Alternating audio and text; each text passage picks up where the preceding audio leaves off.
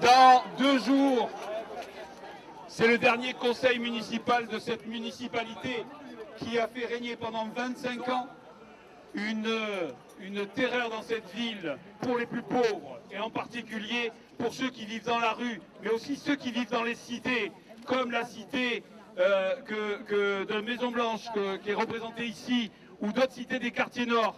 Quand on voit l'ensemble des copropriétés où les ascenseurs ne fonctionnent plus, où les squats viennent remplacer, des squats de marchands de sommeil viennent remplacer le logement digne, les cités HLM qui se referment parce qu'aujourd'hui on n'accepte plus les gens qui ne gagnent pas assez pour vivre dans des logements HLM. Il faut savoir que tout ça, c'est l'histoire d'une politique d'une quarantaine d'années. Et pendant 40 ans, on a laissé crever dans cette ville les gens qui habitent en espérant qu'une chose, c'est d'avoir une nouvelle population qui la remplacerait. Le grand remplacement, c'était le grand remplacement des plus riches contre les plus pauvres. Et ça, c'est ce qu'on ne veut pas. C'est ce qui s'est passé à la rue de Bagne.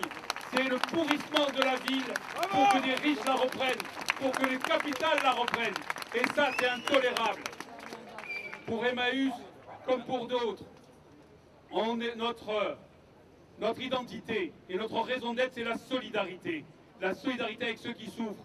Moi, j'oublie jamais, quand on parle du logement, des 2000 familles roms qui vivent dans notre ville, dans des bidonvilles, sans eau, sans électricité, et en plus, qu'on pourchasse de la manière la plus scandaleuse. Je n'oublie pas non plus les 15 000 SDF qui vivent dans cette ville et qui ne peuvent même pas boire de l'eau parce qu'il n'y a même pas de point d'eau. Et on est en train de les créer pour répondre aux touristes.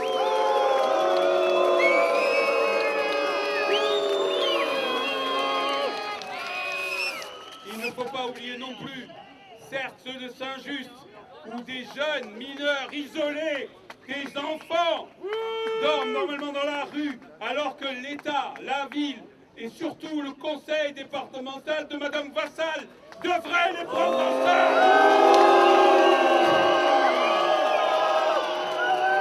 Je n'oublie pas non plus ces concitoyens qui n'ont pas de papier et pourtant qui vivent là depuis 10-15 ans, qui payent des impôts et qui sont la proie de tous ces marchands de sommeil ou de tous ces marchands de travail au noir. Cette ville est un véritable scandale.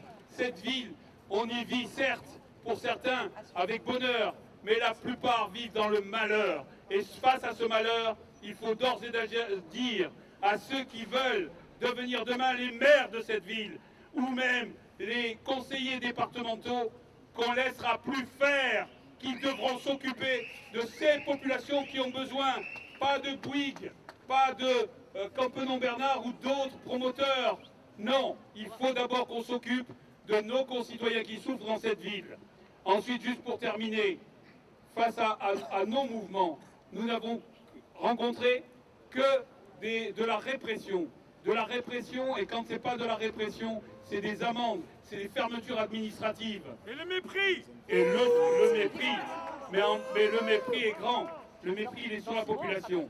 Mais les acteurs, eux, sont ceux qui sont les premiers réprimés directement.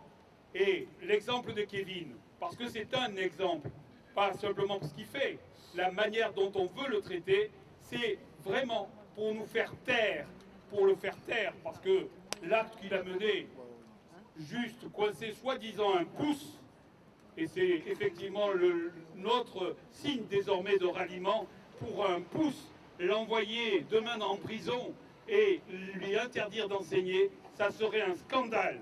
Donc il faut tous être présents le jeudi 30 à 14 h ici même. Merci. Kevin avec nous. Kevin avec nous.